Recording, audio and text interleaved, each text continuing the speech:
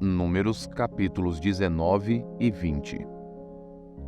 O Senhor disse a Moisés e a Arão: Esta é a prescrição da lei que o Senhor ordenou, dizendo: Diga aos filhos de Israel que tragam uma novilha vermelha, perfeita, sem defeito, que não tenha ainda levado julgo. Entreguem essa novilha ao sacerdote Eleazar. Este a levará para fora do arraial, e ela será morta diante dele. O sacerdote Eleazar pegará um pouco do sangue com o dedo e dele aspergirá para a frente da tenda do encontro 7 vezes. À vista do sacerdote, a novilha será queimada. O couro, a carne, o sangue e o excremento, tudo será queimado. E o sacerdote, pegando um pedaço de madeira de cedro, hisopo e pano de carmesim, os lançará no meio do fogo que queima a novilha. Então o sacerdote lavará suas roupas e banhará o seu corpo em água. Depois, entrará no arraial e ficará impuro até a tarde. Também o que queimou a novilha lavará suas roupas com água, e em água banhará o seu corpo e ficará impuro até a tarde. Um homem que esteja puro ajuntará a cinza da novilha e a depositará fora do arraial, num lugar puro, e ela será guardada para a congregação dos filhos de Israel, para a água purificadora. É oferta pelo pecado. Aquele que ajuntou a cinza da novilha lavará as suas roupas e ficará impuro até a tarde. Isto será por estatuto perpétuo aos filhos de Israel e aos estrangeiros que habitam no meio deles. Aquele que tocar no cadáver de uma pessoa ficará impuro durante 7 dias. No terceiro dia e no 7º dia se purificará com esta água e ficará puro. Mas, se no terceiro dia e no 7º dia não se purificar, não ficará puro. Todo aquele que tocar no cadáver de uma pessoa e não se purificar, contamina o tabernáculo do Senhor. Essa pessoa será eliminada de Israel, porque a água purificadora não foi aspergida sobre essa pessoa. Ficará impura, e sua impureza ainda está nela. Esta é a lei quando alguém morrer numa tenda. Todo aquele que entrar nessa tenda e todo aquele que nela estiver, ficarão impuros durante 7 dias. Também toda vasilha aberta, sobre a qual não houver tampa amarrada, ficará impura. Todo aquele que no campo aberto tocar em alguém que for morto pela espada, em outro morto, nos ossos de alguma pessoa, ou numa sepultura, ficará impuro durante 7 dias. Para a pessoa impura, pegarão da cinza da queima da oferta pelo pecado, e sobre esta cinza porão água corrente num vaso. Um homem puro pegará hisopo, molhará naquela água e a aspergirá sobre aquela tenda, sobre todo o utensílio e sobre as pessoas que ali estiverem. Também a aspergirá sobre quem tocar nos ossos, em alguém que foi morto ou que morreu, ou numa sepultura. O puro aspergirá sobre o impuro no terceiro dia e no 7º dia. Deverá purificá-lo no 7º dia. E a pessoa que era impura lavará suas roupas, se banhará na água e à tarde ficará pura. No entanto, a pessoa que estiver impura e não se purificar, essa será eliminada do meio da congregação, porque contaminou o santuário do Senhor. A água purificadora não foi aspergida sobre ela, está impura. Isto será um estatuto perpétuo para eles. Aquele que aspergir a água purificadora lavará suas roupas, e quem tocar a água purificadora ficará impuro até a tarde. Tudo o que uma pessoa impura tocar também ficará impuro, e quem a tocar ficará impuro até a tarde. Números capítulo 20. Toda a congregação dos filhos de Israel chegou ao deserto de Zim no 1º mês, e o povo ficou em Cádiz. Ali Miriam morreu, e ali ela foi sepultada. Não havia água para o povo. Então se ajuntaram contra Moisés e contra Arão. E o povo discutiu com Moisés, dizendo: Antes tivéssemos morrido quando os nossos irmãos morreram diante do Senhor. Por que vocês trouxeram a congregação do Senhor a este deserto, para morrermos aqui, nós e os nossos animais? E por que vocês nos tiraram do Egito para nos trazer a este lugar horrível, onde não há cereais, nem figos, nem vinhas, nem romãs, nem água para beber? Então Moisés e Arão saíram da presença do povo, e foram para a porta da tenda do encontro e se lançaram sobre o seu rosto, e a glória do Senhor lhes apareceu. O Senhor disse a Moisés: pegue o seu bordão e ajunte o povo, você e Arão, o seu irmão. E diante do povo falem à rocha, e ela dará a sua água. Assim vocês tirarão água da rocha e darão de beber à congregação e aos animais. Então Moisés pegou o bordão que estava diante do Senhor, como este lhe havia ordenado. Moisés e Arão reuniram o povo diante da rocha. Então Moisés lhes disse: agora escutem, rebeldes. Será que teremos de fazer com que saia água dessa rocha para vocês? Moisés levantou a mão e feriu a rocha 2 vezes com o seu bordão, e saíram muitas águas, e a congregação e os seus animais beberam. Mas o Senhor disse a Moisés e a Arão: porque não creram em mim para me santificarem diante dos filhos de Israel, vocês não farão entrar este povo na terra que eu lhes dei. São essas as águas de Meribá, porque os filhos de Israel discutiram com o Senhor, e o Senhor se santificou neles. De Cádiz, Moisés enviou mensageiros ao rei de Edom para dizer-lhe: assim diz o seu irmão Israel: você conhece todas as aflições que nos sobrevieram. Sabe como os nossos pais desceram ao Egito, e nós moramos no Egito muito tempo, e como os egípcios nos maltrataram a nós e aos nossos pais. Clamamos ao Senhor, e ele ouviu a nossa voz, mandou o anjo e nos tirou do Egito. E eis que estamos em Cádiz, cidade nos confins do seu país. Deixe-nos passar pela sua terra. Não passaremos pelo campo nem pelas vinhas, nem beberemos as águas dos poços. Iremos pela estrada real. Não nos desviaremos para a direita nem para a esquerda, até que passemos pelo seu país.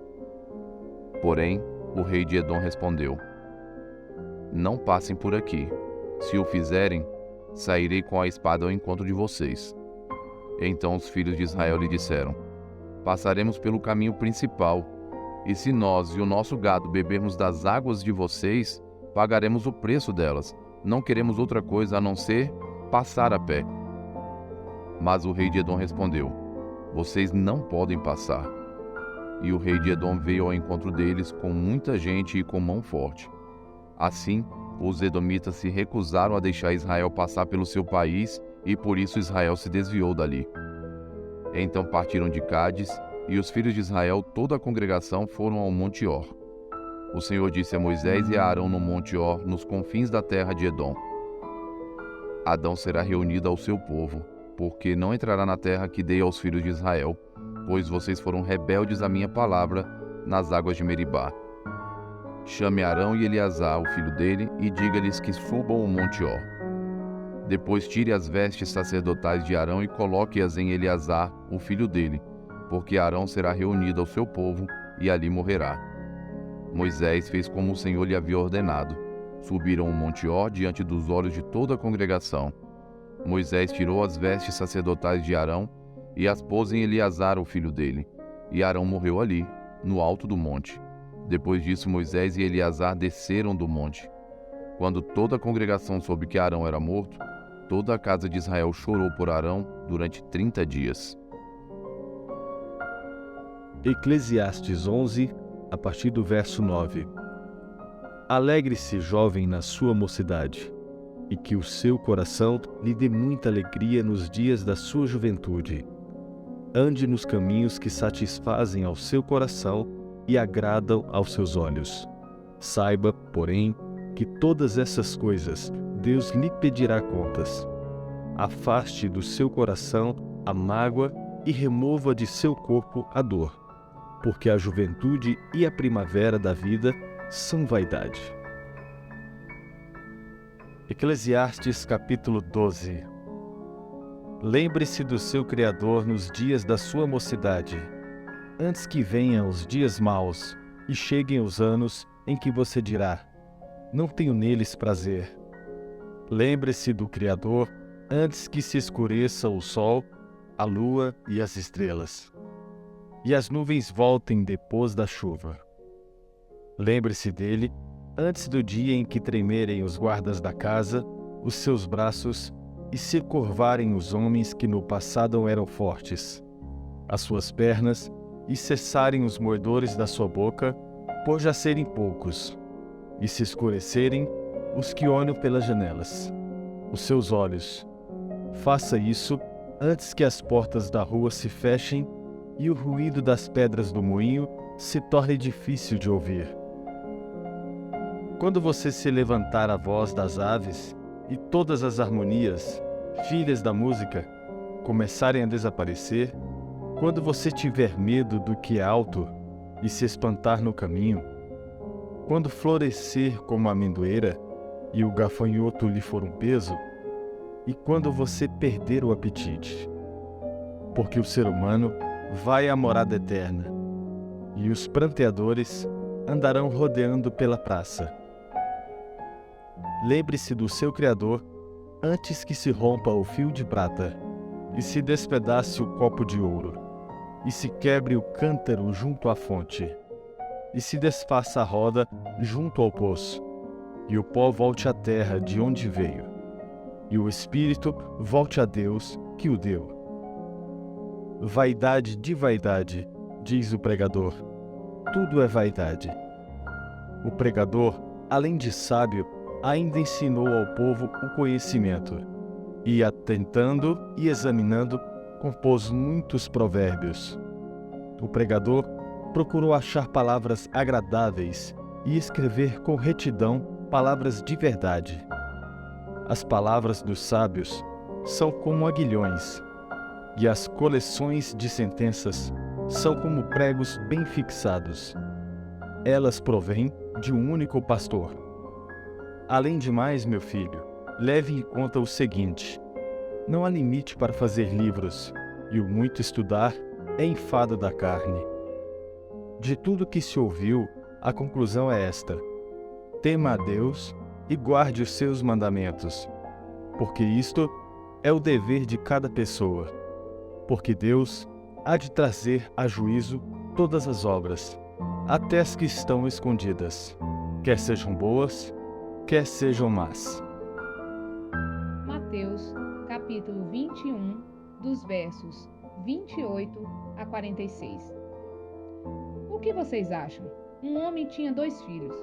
Chegando-se ao primeiro, disse: Filho, vá trabalhar na vinha. E ele respondeu: Não quero ir. Mas depois, arrependido, foi. Dirigindo-se ao outro filho, o pai disse a mesma coisa. Ele respondeu: Sim, senhor, mas não foi. Qual dos 2 fez a vontade do pai? Eles responderam: O primeiro. Então Jesus disse: Em verdade lhes digo que os publicanos e as prostitutas estão entrando no reino de Deus primeiro que vocês. Porque João veio até vocês no caminho da justiça e vocês não acreditaram nele. No entanto, os publicanos e as prostitutas acreditaram. Vocês, porém, mesmo vendo isso, não se arrependeram depois para acreditar nele. Escutem outra parábola. Havia um homem, dono de terras, que plantou uma vinha. Pôs uma cerca em volta dela, construiu nela um lagar, edificou uma torre e arrendou a vinha aos lavradores. Depois ausentou-se do país. Quando chegou o tempo da colheita, o dono da vinha mandou os seus servos aos lavradores para receber os frutos que cabiam a ele. Mas os lavradores, agarrando os servos, espancaram um, mataram o outro e apedrejaram ainda outro. O dono enviou ainda outros servos em maior número, e os lavradores fizeram a mesma coisa com eles. Por último, o dono da vinha enviou-lhes o seu próprio filho, pensando: O meu filho eles respeitarão. Mas os lavradores, vendo o filho, disseram uns aos outros: Este é o herdeiro, venham, vamos matá-lo e ficar com a herança dele para nós. E agarrando-o, lançaram-no fora da vinha e o mataram. Quando, pois, vier o dono da vinha, o que fará aqueles lavradores? Eles responderam: Fará perecer horrivelmente aqueles malvados e arrendará a vinha a outros lavradores que lhe entregarão os frutos no tempo certo. Então Jesus perguntou: Vocês nunca leram nas Escrituras? A pedra que os construtores rejeitaram, essa veio ser a pedra angular. Isso procede do Senhor e é maravilhoso aos nossos olhos. Portanto, eu lhes digo que o reino de Deus será tirado de vocês e entregue a um povo que lhe produz os respectivos frutos. Todo o que cair sobre essa pedra ficará em pedaços, e aquele sobre quem ela cair ficará reduzido a pó. Os principais sacerdotes e os fariseus, ouvindo essas parábolas, entenderam que Jesus falava a respeito deles. e, embora quisessem prendê-lo, tinham medo das multidões, porque estas o consideravam como profeta. Curta, Comente. E compartilhe.